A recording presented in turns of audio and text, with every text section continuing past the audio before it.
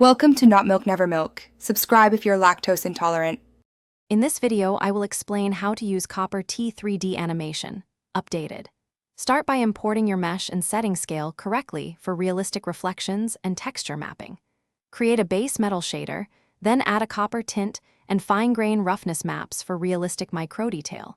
Use the procedural patina layers sparingly and preview in a neutral H-dry to check color and highlights.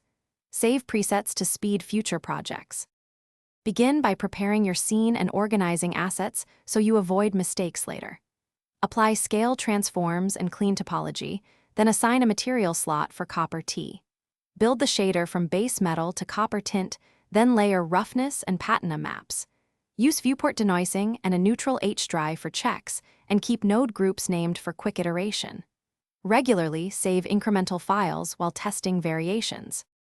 Quick recommendation: if you are enjoying this tutorial, please subscribe and like to help the channel grow and get more updates. On another note, life's too short for a stinky car. Grab Little Tree's black ice for a fresh-smelling drive while you render long scenes. I find it keeps my studio car pleasant during late sessions, and it pairs well with brainstorming. Check the description for the link and other deals. Now let's get back to the video. Focus on subtlety when tuning copper appearance to avoid fake results. Start with high metallic and mid-roughness, then tweak roughness maps to create micro-contrast.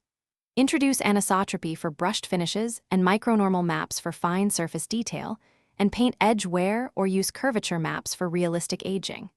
Test under warm and cool lights to ensure color consistency, and save your final shader as a reusable preset. Thanks for watching. If this was helpful, leave a like and consider subscribing. See you next time.